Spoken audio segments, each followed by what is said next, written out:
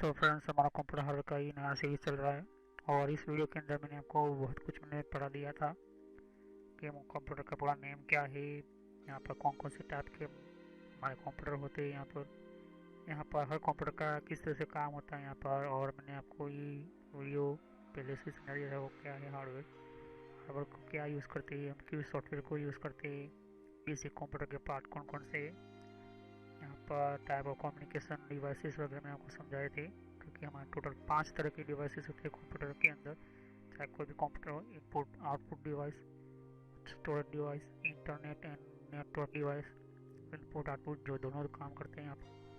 तो हार्डवेयर के पार्ट्स के अंदर में जो अभी हमारा टॉपिक जो चल रहा है, हमारा जो सब्जेक्ट चल रहा है मदरबोर्ड के बारे में, मैंने माउस पढ़ा दिया, कीबोर्ड पढ़ा दिया, मॉनिटर पढ़ा दिया, सीपीयू पढ़ा दिया। और मैंने मदरबोर्ड यहाँ पर कुछ हमारा 8वां 9वां वीडियो चल रहा है यहाँ पर, ये बहुत ही इंपॉर्टेंट है आपके लिए समझने के लिए। तो चले हम वीडियो को और अब आगे ले जाते हैं यहाँ पर।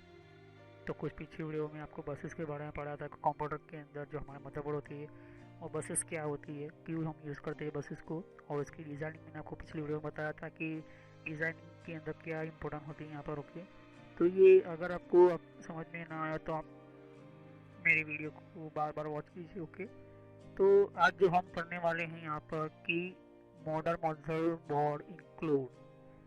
तो मॉडर्न जो आज के टाइम के अंदर मॉडर्न जनरेशन के अंदर मदरबोर्ड की जो इंक्लूडेशन होती है वो क्यों आई यहाँ पर, और तब से लेकर अब तक कौन कौन सी चीज़ें चेंजिंग हो गई। देखिए, मैंने पिछली वीडियो में आपको समझाया था कि जितने भी हमारे पार्ट है यहाँ पर, ये पुराना वाला कम से कम 1985 का ये मदरबोर्ड है, 1985 का। क्योंकि 1985 और 19 के बीच ये मदरबोर्ड का एक कुछ ऐसा इस तरह से स्ट्रक्चर है 1919 के अंदर। ओके, 1990 और 90 के आते आते ये कुछ इस तरह का मदरबोर्ड हुआ। तो यहाँ पर देख सकते हो कि यहाँ पर ये सीपीयू नहीं है, यहाँ पर इसको सीपीयू का स्लॉट यहाँ पर मैंने आपको समझाया था पिछली वीडियो के अंदर कि मदरबोर्ड के कंपोनेंट का आप वीडियो देखोगे। आप अगर आपने मदरबोर्ड का कंपोनेंट का वीडियो देखा होगा मेरे पिछली वीडियो के अंदर मदरबोर्ड के टॉपिक के अंदर, तो आपको पता चल जाएगा कि यहाँ पर सीपीयू का सॉकेट नहीं है, ये सिर्फ सीपीयू की चिप है। ओके, जो इसको यहाँ पर सपोर्ट करेगी। और यहाँ पर हमारा सीपीयू का एक स्लॉट आता है, सीपीयू सॉकेट का स्लॉट इस तरह से कुछ आता है यहाँ पर, वो यहाँ पर लगता है। क्योंकि ये पुराना वाला डिज़ाइन का मदरबोर्ड है। यहाँ पर मैंने आपको ये सभी के पार्ट को समझा दिया था, रैम स्लॉट वगैरह, पावर वगैरह, पैरेलल पोर्ट, यूएसबी, यहाँ पर PCI IG and AGP slot वगैरह में सिम्बल सेल वगैरह बहुत कुछ आपको मैंने थोड़ा सा समझाया था। अब डीपली समझेंगे कि हर किस तरह से स्लॉट किस तरह से काम होता है, ये भी समझाऊंगा। तो आज का टाइम का ये मदरबोर्ड आप देख सकते हो कि बहुत ही हाई टेक टेक्नोलॉजी का है। और इस टाइम से लेकर अब इस टाइम के अंदर बहुत ही हाई लेवल का यहाँ पर इसको अपग्रेड किया गया यहाँ पर सिस्टम को। तो चलिए हम वीडियो को कंटिन्यू करते और स्टार्ट करते हैं।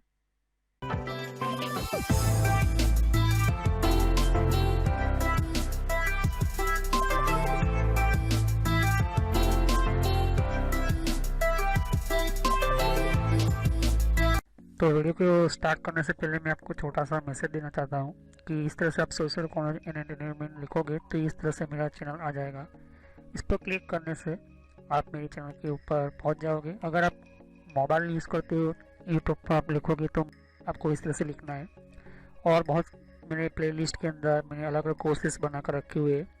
तो आपको बेसिक नॉलेज पहले स्टार्ट कीजिए, उसके बाद ही ये अलग अलग डिफरेंट कोर्सेज को ज्वाइन कीजिए। तो मेरी सभी वीडियो पार्ट वाइज होती है यहाँ पर। सोशल कॉलेज एंटरटेनमेंट चैनल, ये जो चैनल है मेरा, ये आपको फ्री में और एडवांस लेवल पर सिखाने के लिए बहुत आपको हेल्पफुल रहेगा। और कोई भी प्रॉब्लम है तो आप मुझे कमेंट कर सकते हैं यहाँ पर। और यहाँ पर आप देख सकते हो कि जितने भी हमारे नए नए वीडियो होते हैं, तो अगर आपको नई नोटिफिकेशन मिले, आपको पता चले कि नई वीडियो कौन सी आई है, तो आप सब्सक्राइब कीजिए, जिससे कि आपको नया, और साइड पर बेल आइकॉन होता है, इसके ऊपर क्लिक कीजिए, तो इससे आपको पता चलेगा कि नया वीडियो मेरा कौन सा है। तो चलिए हम वीडियो को कंटिन्यू करते हैं।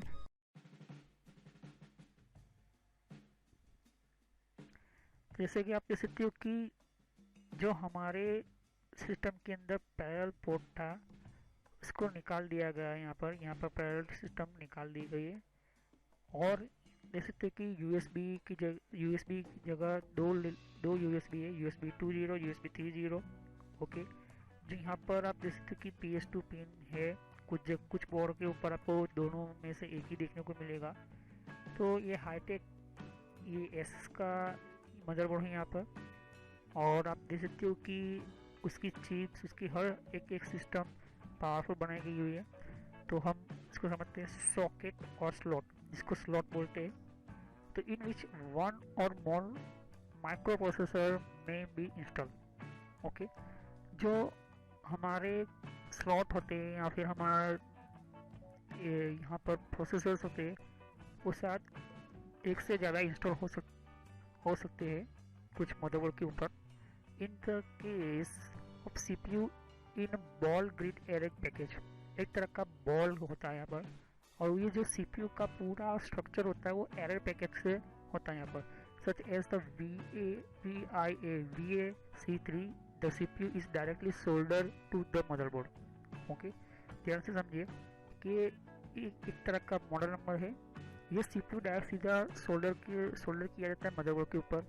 ये कब होता है कि जब हमारे पुराने टाइम के जो लैपटॉप थे उनको डायरेक्टली सोल्डर किया जाता था उनको। अगर आप देखोगे कि हमारा PS3 जो गेम खेलते हैं हम, या फिर आप देखोगे कि हमारा PS4 है, उनका जो प्रोसेसर होता है वो डायरेक्टली सोल्डर किया गया होता है बोर्ड के ऊपर। ओके, सर्किट बोर्ड के ऊपर कुछ इस तरह का यहाँ पर होता है चिप। ओके, तो बात करते हैं हम memory slot into which the system main memory is to be install. तो कुछ ऐसे मेमोरी स्लॉट होते हैं जो सिस्टम के साथ पहले से इंस्टॉल किए गए होते हैं। जैसे कि हमारे एंड्रॉइड मोबाइल की बात करूं तो एंड्रॉइड मोबाइल के अंदर प्रोसेसर तो यहाँ पर सोल्डर किया गया होता ही है, साथ ही साथ मेमोरी के लिए भी उसकी चिप एंटर की गई होती है, उसको सोल्डर किया जाता है यहाँ पर। Typically in the form of D module contacting DRAM chips, जिसको DRAM चिप्स कहा जाता है यहाँ पर। ड्यूल इनलाइन मेमोरी मॉड्यूल जिसको कहा जाता है यहाँ पर, जो दोनों तरफ इसके ऊपर ये पिन्स होती है यहाँ पर। तो आप समझते हैं कि चिप्स के बारे में कि आज के ज़माने में चिप्स कौन सी किस तरह की होती है। तो देखिए यहाँ पर एक SODIMM होती है, एक ड्यूल मेमोरी मॉड्यूल होती है यहाँ पर। ओके, और कुछ रिमूवेबल चिप्स होती हैं यहाँ पर। तो ये एक बार सोल्डर किया जाए, इसको फिर आप निकाल नहीं सकते, इसको सोल्डर पहले से ही परमानेंटली किया जाता है। तो ये चिप ऐसी ही होती है यहाँ पर। इन चिपों को इतना पावरफुल आज के टाइम के अंदर बनाया गया है यहाँ पर कि आप सोच भी नहीं सकते कि उनका हर तरह का यहाँ पर एक सिस्टम फंक्शंस, उसका प्रोग्रामिंग, उसका हर तरह का डिज़ाइनिंग बहुत ही बारीकी से और बहुत ही मेहनत के साथ उनको बनाया गया, अपडेट किया गया है इन 3 रीज़न के कारण। पहला तो जो भी फंक्शन या तो जो भी स्पीड यहाँ पर उसकी स्पीड होती है वो पावरफुल होनी चाहिए। कोई भी डेटा होता है उसका पावरफुल सिस्टम फंक्शन पावरफुल काम करे।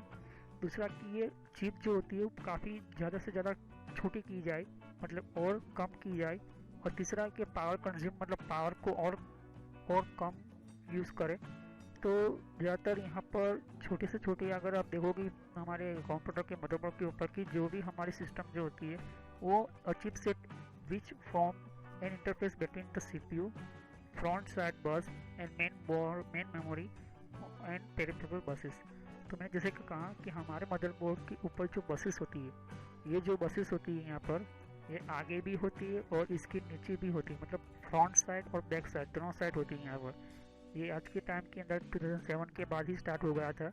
लेकिन बात करें कि हम पुराने टाइम के अंदर, तो हमारे ऊपर ये कुछ चिप्स होती है, ट्रांजिस्टर होती है, ये ऊपर ही आती है और नीचे बसेस आती थी। मतलब यहाँ पर उसका सर्किट का जो डिज़ाइन था वो बढ़ जाता है। लेकिन जैसे ही ये दोनों साइड, फ्रंट साइड और बैक साइड बसेस आ गई, तो उनका कंपोनेंट सेट करने का, उनका सिस्टम सेट करने का, और यहाँ पर उसकी डिज़ाइनिंग भी ऐसी, जैसे कि लाइन जो होती है वो सब बहुत ही नज़दीक है यहाँ पर, बहुत ही करीब है यहाँ पर, लेकिन एक दूसरे के साथ टच नहीं हो रही है। ओके, उस तरह से यहाँ पर इसको डिज़ाइनिंग किया गया है, मतलब कम से कम उसका साइज हो तो और अच्छी तरह से यहाँ पर इसको बहुत ही क्लीन तरीके से सेटअप किया जाए। अब मेन मेमोरी और पेरिफेरल बसेस की बात करते हैं। तो जो हमारे सीपीयू होते हैं उसके साथ बहुत से चिप्स जुड़ी हुई होती है। एक सीपीयू ही नहीं काम नहीं करता, उसके साथ पावर ऐसी जुड़ी हुई होती है, उसके पावर, उसके साथ उसके नॉर्थ ब्रिज, साउथ ब्रिज, इस तरह की जो चिप्स होती है, हर चिप्स का अपना अपना काम होता है यहाँ पर। उस चिप्स के साथ जुड़े हुए लोग जो कंपोनेंट होते हैं यहाँ पर, जैसे कि कैपेसिटर्स हो गया, मॉसफेट, ट्रांजिस्टर, बहुत सारे ऐसे छोटे छोटे जो कंपोनेंट होते हैं, वो कंप्यूटर मतलब वो डिज़ाइनिंग ही यहाँ पर सेटअप करते हैं। यहाँ पर उनको पता होता है कि कौन सी लाइन किस जगह पर किस तरह से यहाँ पर इसका पावर जो होता है कम होना चाहिए, कट होना चाहिए, या उसी टाइम के अंदर स्टार्ट होना चाहिए।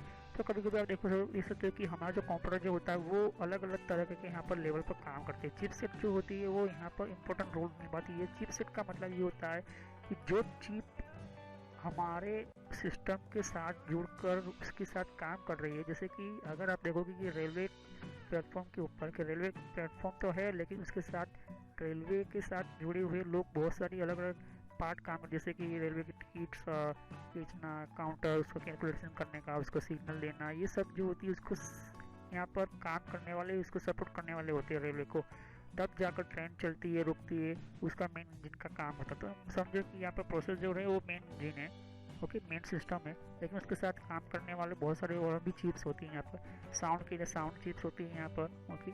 तो ये अलग अलग चीज़ होती हैं यहाँ पर। नॉन वोलेटाइल मेमोरी, जिसको नॉन वोलेटाइल मेमोरी चिप्स मतलब जो यूजुअली फ्लैश रोम होती है, मतलब रीड ओनली मेमोरी होती है, जो सिर्फ रीड करना जानती है, ओके, वो क्रिएट नहीं कर सकती, बनाए को डेटा लिख सकती है यहाँ पर, ओके।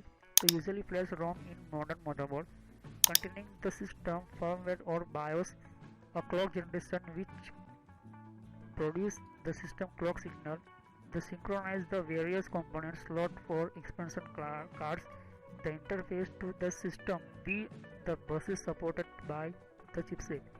तो जैसे कि मैंने कहा, कुछ ऐसी हमारी नॉन वोलेटाइल मेमोरी चिप्स होती है, ऐसी मेमोरी जो हमारे मदरबोर्ड को सिर्फ रीड करना चाहती है, मतलब सिर्फ रीड करेगी, वो कोई भी डेटा को यहाँ पर मूव नहीं कर पाएगी, ना ही उसको बदल पाएगी, वो सिर्फ रीड करने का काम करेगी। वो सिर्फ यहाँ पर कौन से कंपोनेंट है, किस तरह का पार्ट है, और पार्ट है तो किस तरह का यहाँ पर जॉइनिंग है।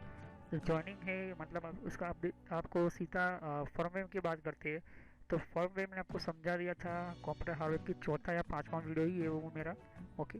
तो फर्मवेयर क्या मतलब होता है कि हर कंप्यूटर के सर्किट के आईसी के अंदर उसका खुद का एक प्रोग्राम होता है। यहाँ पर वो प्रोग्राम क्या होता है, रन होता है अंदर बैकग्राउंड में, आपको पता नहीं चलता, लेकिन आपको पता होना चाहिए कि जो भी हमारा कंप्यूटर के साथ चिपसेट होती है यहाँ पर, ओके, कैपेसिटर की बात नहीं करिए तो सिर्फ पावर के लिए काम करते हैं यहाँ पर, ओके। कुछ हमारे आईसीस जो होती है, कुछ ऐसी सिस्टम जो होती है फ्रीक्वेंसी को बढ़ाने के लिए ऐसी होती है, लेकिन ऐसी जो चिप्स होती है यहाँ पर, ओके, छोटी छोटी चिप्स होती है, उसकी खुद का अपना फर्मवेयर होता है यहाँ पर, जैसे कि बायोस सिस्टम। अब मदरबोर्ड के ऊपर जो बायोस चिप होती है, वो बायोस चिप क्या करती है, क्लॉक जनरेशन, मतलब हमारे जो टाइम होता है हमारे घड़ी के अंदर, वो घड़ी को हमारे मदरबोर्ड को सेट करने का काम हमारा बायोस से स्टार्ट करता है यहाँ पर। तो जो कंप्यूटर हमारे अलग डिफरेंट वाइज के जो कंप्यूटर के जो इम्पोर्टेंट सेकंड्स के अंदर, आवर्स के अंदर, मिनट के अंदर, जो भी हमारा नेशनल टाइमिंग सिस्टम होती है, मतलब आप देख लो कि हमारा पुराना जो टाइमिंग था, मतलब हमने डिफरेंट वाइज की हमने घड़ी सेट करके रखी हुई, ऐसा नहीं होता है। जैसे ही आप अपने कंप्यूटर को इंटरनेट के साथ कनेक्ट करते हो और ऑटोमेटिकली सेटिंग पर रखते हो, तो वो सीधा बायोस के साथ ही जुड़कर वो क्या करेगा, कनेक्ट हो जाएगा आपका कंप्यूटर एक पर्टिकुलर सही टाइम के ऊपर। तो ये होते हैं कुछ रीड ओनली मेमोरी में यहाँ पर, और वो क्या करता है, इंटरफेस को सिस्टम को बसेस के साथ सपोर्ट होता ही है, लेकिन वो चिपसेट के थ्रू होता है यहाँ पर, ओके।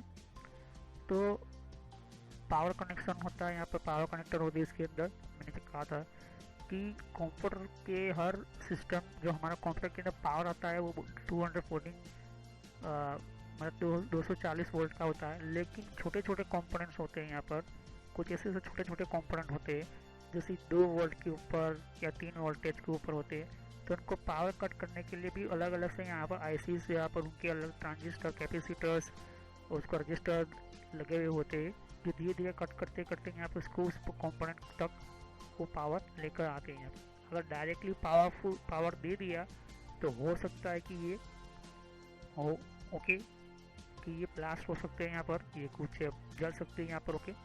तो यहाँ पर क्या होता है कि हमारी जो हार्ड डिस्क होती है वो 12 वोल्ट हो, फिर कुछ ऐसी हार्ड डिस्क होती है कि 15 वोल्ट, या कुछ ऐसी हार्ड डिस्क भी होती है एक्सटर्नल यूएसबी के थ्रू चलती है, जो आप देख सकते हो कि मैं वन बाय वन किस कौन से वोल्ट के अंदर कितने वोल्टेज यूज होते हैं मैं आपको समझाऊंगा वन बाय वन करके। हर मदरबोर्ड के अंदर अलग अलग पावर दी जाती है यहाँ पर, ओके। इसका काम ही यही होता है। तो जो काम करता है वो पावर कनेक्टर होता है। यहाँ पर जैसे पावर कनेक्टर है, उन सभी की वायरिंग अलग अलग दी गई हुई है यहाँ पर, ओके। और पावर कनेक्टर जब मैं समझाऊंगा कि कौन सा वायर होता है, कितने वोल्टेज का होता है, तो मैं आपको वन बाय वन समझाऊंगा, ओके। तो यहाँ पर ध्यान दीजिए कि जो भी हमारा यूएसबी है, यूएसबी का पावर का सप्लाई का वोल्टेज अलग होगा। फिर यहाँ पर हमारा RJ45 का स्पीकर का वोल्टेज अलग होगा। हमारा VGA पोर्ट का मतलब हमारा जो डिस्प्ले, हम जो मॉनिटर देख रहे हैं, उसका वोल्टेज अलग हुआ। तो ये सभी वोल्टेज अलग अलग होने के बावजूद यहाँ पर प्रोसेसर जो होता है उनके साथ कम्युनिकेशन करता है, और कम्युनिकेशन करने के साथ साथ उनका जो प्रोग्रामिंग सिस्टम जो होते हैं वो भी इम्पोर्टेंट होता है यहाँ पर। तो मेन कारण ये है कि कोई भी हमारा जो कंप्यूटर होता है वो बेसिक तौर पर हमारा सपोर्ट करने वाला हमारा एक डिज़ाइनिंग, दूसरा होता है उसका कंपोनेंट, और तीसरा होता है उसका फॉर्मवेयर, और साथ ही साथ चौथा जो होता है इम्पोर्टेंट, उसके पावर सप्लाई की चेन जो होती है, मतलब उसका पावर सप्लाई का डिज़ाइनिंग होता है, ये इम्पोर्टेंट होता है यहाँ पर। तो आप देखोगे कि इस तरह के कैपेसिटर छोटे छोटे दिखाई देते हैं यहाँ पर, लेकिन पुराने टाइम के अंदर इस तरह के कैपेसिटर नहीं थे, वो आपको मैं आगे समझाता हूँ यहाँ पर। तो पावर कनेक्टर जो in which electronic power from computer power supply and distribute it to the CPU chipset main memory and external card. तो जो हमारा पावर सप्लाई होता है, जैसे कि आप यहाँ पर पावर सप्लाई होता है, हमारे कंप्यूटर के अंदर पावर सप्लाई होता है इस तरह का, और लैपटॉप के अंदर पावर एडाप्टर होता है यहाँ पर, ओके। तो पावर सप्लाई क्या करता है कि डिस्ट्रीब्यूट करता है अलग अलग जगह पर, चाहे वो हमारा CPU हो, तो CPU के लिए कौन सा कितना वोल्टेज होगा, वो कंप्यूटर यहाँ पर जो चिपसेट होती है यहाँ पर उसको कितना चाहिए, मेन मेमोरी को कितना चाहिए, मतलब रैम को कितना चाहिए, और एक्सपेंशन कार्ड मतलब जो हम एडिशनल ग्राफिक्स कार्ड लगाते हैं ग्राफिक्स से यूज़ करने के लिए, तो ये सिस्टम पहले से ही यहाँ पर इम्पोर्टेंट होता है। As of 2007 some graphics card जैसे कि GeForce 8 या फिर RDNA 600 रिक्वायर मोर पावर। तो कुछ ऐसे ग्राफिक्स कार्ड होते हैं जिनको इस तरह के आप GeForce 8 का ग्राफिक्स कार्ड लगाते हो, या फिर रेडन और R600 का आपको ग्राफिक्स कार्ड यूज़ करना है, तो इसके लिए आपको मोर पावर मतलब ज़्यादा पावर लगाने का जो ज़रूरत पड़ेगी, मतलब ज़्यादा पावर की ज़रूरत पड़ेगी। तो मदरबोर्ड कैन प्रोवाइड, तो मदरबोर्ड क्या कर सकता है, वो प्रोवाइड कर सकता है, मतलब मदरबोर्ड दे सकता है। And this dedicated connector have been introduced to attach them directly to the power supply. तो कुछ आप इस तरह के पावर सप्लाई को क्या कर सकते हो, अटैच कर सकते हो, डायरेक्टली भी कर सकते हो। कुछ ऐसे पावर सप्लाई जो यहाँ पर एंटर भी होते हैं, यहाँ पर इस तरह के कनेक्टर होते हैं यहाँ पर, जो हमारे स्पेसिफिक कुछ हमारे पावर सप्लाई में से निकलते हैं यहाँ पर। तो ये पावर की बात होती है। तो पावर क्यों होती है, क्योंकि हमारा मदरबोर्ड जो होता है सभी की कैलकुलेशन जो होती है अलग अलग होती है, पावर की कैपेसिटी अलग अलग होती है। तो यहाँ पर जो कनेक्टर होता है ये इम्पोर्टेंट है। और यहाँ पर CPU के लिए मान लो कि 12 वोल्ट चाहिए, तो 12 वोल्ट ही इसको मिलेगा यहाँ से, क्योंकि ये पावर सप्लाई के ऊपर से ही मैं यहाँ पर मेंशन किया गया होता है यहाँ पर। फिर रैम की बात करते हैं, तो रैम के ऊपर कौन सा कितना पावर मिलना चाहिए, तो रैम के ऊपर भी इम्पोर्टेंट होता है यहाँ पर, ओके। तो रैम को मान चाहिए कि 5 वोल्ट चाहिए, तो 5 वोल्ट से रैम चलता है यहाँ पर, तो 5 वोल्ट ही मिलेगा। फिर यहाँ पर इसको नॉर्थ ब्रिज है, साउथ ब्रिज है, यहाँ पर कुछ ऐसे AGP एक्सटर्नल स्लॉट है, यहाँ पर मान लो कि उसको 8 वोल्टेज चाहिए, 6 वोल्टेज चाहिए कुछ सिस्टम को, तो ये 6 वोल्ट हो 8 वोल्ट मिलेगा। मतलब क्या होता है कि कुल टोटल हम बात करें तो सभी को अलग अलग डिस्ट्रीब्यूटर करना, मतलब डिस्ट्रीब्यूट करना पावर को, ये काम होता है हमारे पावर सप्लाई का। तो पावर सप्लाई में आपको बताऊंगा, समझाऊंगा पावर सप्लाई कौन कौन से टाइप के होते हैं, वो बहुत ही मैं आपको मतलब पूरा समझाने के बाद ही मैं आपको पावर सप्लाई के बारे में कुछ समझाऊंगा। तो फिलहाल अभी हमारा जो मदरबोर्ड हम समझना चाहते हैं तो हम मदरबोर्ड ही समझेंगे। तो देख सकते कि रैम की स्लॉट है, अब रैम के ऊपर क्या होता है कि पावर यहाँ से यहाँ कैसे पहुँचती, तो ये बसेस का काम होता है यहाँ पर। मैंने पिछली वीडियो में बताया था बसेस क्या होती है यहाँ पर, ओके। तो कंप्यूटर के जो इंजीनियर्स होते हैं, मैन्युफैक्चरिंग इंजीनियर और कुछ ऐसे कंप्यूटर डिज़ाइनर होते हैं, उनको पहले से पता है कि कौन सी लाइन किस तरह से ऐड होगी यहाँ पर, ओके। क्योंकि ये मैंने कहा था कि कंप्यूटर के ऊपर के साइड जो कंपोनेंट होते हैं वहाँ पर भी अब बसेस आ चुकी है आज के टाइम के अंदर, और नीचे भी आ चुकी है, दोनों साइड बसेस प्रिंटिंग की गई होती है। तो बात करते हैं कनेक्टर फॉर हार्ड ड्राइव होती है, कुछ टाइप साटा ओनली होती है, कुछ disk drive and also connect to the power supply. तो कुछ इससे हार्ड डिस्क होती है, हमारे कंप्यूटर के अंदर हार्ड डिस्क ही होती है, वो किस तरह से काम करती है वो भी बताऊँगा। कितने टाइप की हार्ड डिस्क होती है, उसकी स्पीड किस तरह से हम यूज़ कर सकते हैं, किस तरह से कैलकुलेट कर सकते हैं वो भी बताऊँगा। तो साटा क्या होती है, साटा एक हार्ड डिस्क है, आप देख सकते हो साटा का आपको ये कनेक्शन मिल जाएगा। ओके, तो कनेक्ट होता है उसको भी पावर सप्लाई देना पड़ता है यहाँ पर। तो ये पुराना वाला मदरबोर्ड देख सकते हैं यहाँ पर। ओके, ये पुराना वाला मदरबोर्ड है और कुछ आज के टाइम का मदरबोर्ड है। ओके, तो ये भी यहाँ पर आपको कनेक्शन मिल जाएंगे। यहाँ पर देख सकते हो कि ATX पावर कनेक्टर है, कुछ फ्लॉपी हेडर है, यहाँ पर ID हेडर है, कुछ आपको इंटेल का साउथ ब्रिज देख सकते हो मिलता है यहाँ पर। ओके, ये साउथ ब्रिज है यहाँ पर। ओके, तो साउथ ब्रिज का काम क्या होता है, कौन कौन सी चीज़ों को संभालना होता है यहाँ पर। फिर अब बात करते हैं कि नॉर्थ ब्रिज को। ओके, ये नॉर्थ ब्रिज है यहाँ पर। तो ये नॉर्थ ब्रिज को क्या काम दिया गया है यहाँ पर, किस तरह से काम करता है यहाँ पर बैक पैनल जिसको बैक कनेक्टर कहते हैं यहाँ पर, हम जो हमारा डिस्प्ले का पिन लगाते हैं, हम माउस की पिन लगाते हैं, तो ये क्या काम करता है नॉर्थ ब्रिज के अंदर। या फिर हम यूँ कहें कि PCI एक्सपेंशन, PCI स्लॉट क्या काम करता है। और यहाँ पर आपको सीरियल आटा हेडर क्या होती है ये भी मैं आपको समझाऊंगा। IEEE हेडर जो आपके टाइम के अंदर थोड़ा सा चल रहा है यहाँ पर, और USB 2.0 हेडर क्या होता है वो भी मैं समझाऊंगा। तो ये जो चिपसेट होती है मतलब ये इम्पोर्टेंट है। ओके, आज के टाइम के अंदर आपको इस तरह से आपको मदरबोर्ड मिलेंगे जो पावरफुल ASUS के यहाँ पर डिस्प्ले यहाँ पर, और गीगाबाइट के जो भी आपका ब्रांड का जो भी कंपनी का आपको अच्छा लगे। बहुत सारी अलग अलग कंपनी से मैं आपको बताऊंगा कुछ नेक्स्ट वीडियो के अंदर कि ये मदरबोर्ड कौन कौन सी कंपनी बनाती है। तो आप देख सकते हो कि पुराने टाइम के अंदर मदरबोर्ड के अंदर कुछ कैपेसिटर इस तरह के दिखाई देते हैं यहाँ पर, कुछ इस तरह से।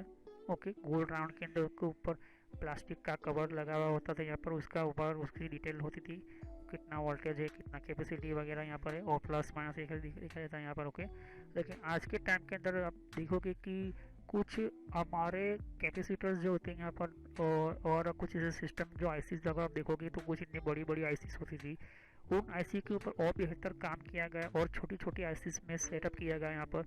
और कैपेसिटर की बात करें तो ये छोटे छोटे कैपेसिटर अब कुछ इस तरह से आपको दिखाई देगा यहाँ पर। ओके, ये और नया लेटेस्ट गीगाबाइट का मदरबोर्ड है, आप देख सकते हो यहाँ पर।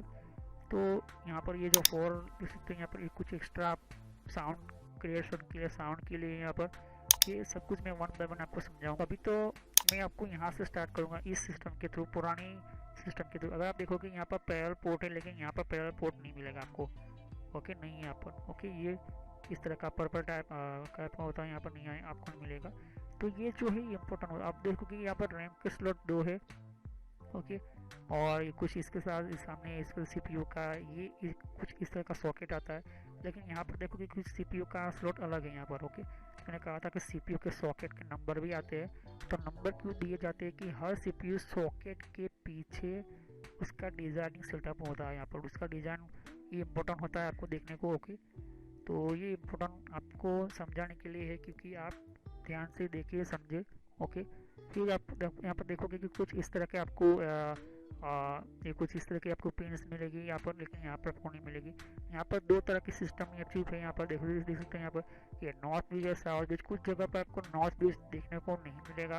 ओके, नॉर्थ ब्रिज चिप नहीं देखने को मिलेगी आपको। ये कुछ एडवांस आपको 1 बाय 1 आपको एक ही चिप मिलेगी आपको इस तरह की, देख सकते हैं यहाँ पर ये। ओके, तो ये इम्पोर्टेंस यहाँ पर इसलिए है क्योंकि आपको ये कुछ ऐसे एडवांस लेवल के जो उनके ऊपर रिसर्च की जाती है, डिज़ाइनिंग 1 बाय 1 चेंज होती है यहाँ पर, क्योंकि बहुत ही पावरफुल तरीके से काम करे, अच्छी से अच्छी सिस्टम के थ्रू काम करे, इस तरह से इंजीनियर उनको डिज़ाइनिंग करते हैं यहाँ पर। अगर आप देखोगे कि यहाँ पर कुछ PCI AGP स्लॉट 2 ही मिलेंगे आपको इस तरह से कुछ, लेकिन इस जगह पर आपको 3 मिल रहा है। यहाँ पर PCIe मिलेंगे, यहाँ पर PCIe नहीं है। ओके, यहाँ पर आपको कनेक्टर कुछ 24 मिलेंगे, यहाँ पर भी 24 मिलेंगे। कुछ ऐसी नई नई टेक्नोलॉजी भी हमारे मॉडल में इतनी पावरफुल हो चुकी है, क्योंकि यहाँ पर उनकी हार्डवेयर की चिप्स को, हार्डवेयर की कैटेगरी को, हर एक कंपोनेंट को अपग्रेड किया गया है, यहाँ पर सेटअप किया गया है। और आज के टाइम के अंदर जो भी मदरबोर्ड होते हैं वो इम्पोर्टेंट सिस्टम के थ्रू, मीन्स उसका ICs जो सिस्टम होती है वो एक ऐसा सिस्टम के अंदर थ्रू कनेक्ट होती है यहाँ पर, मतलब कि ऐसा पावरफुल हमारा आईसीस के थ्रू काम होता है कि अब उसको और अच्छी तरह से बेहतर हम काम कर सकते हैं कंप्यूटर के अंदर।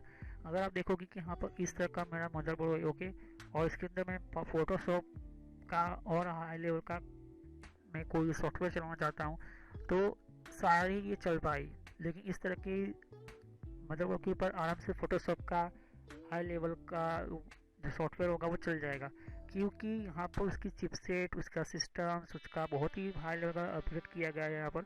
लेकिन यहाँ पर ये नहीं अपग्रेड किया, नहीं ये मदरबोर्ड सपोर्ट हो रहा है यहाँ पर, ओके। कुछ ऐसे भी आपको सिस्टम देखने को मिलेगा कि वो किसी तरह से काम भी नहीं कर पाएंगे, ओके, माइक्रोसॉफ्ट 2007 ही काम कर पाएंगे। तो हम नेक्स्ट में सीखेंगे what is a motherboard form factor. ये बहुत ही इंपॉर्टेंट टॉपिक है, ओके।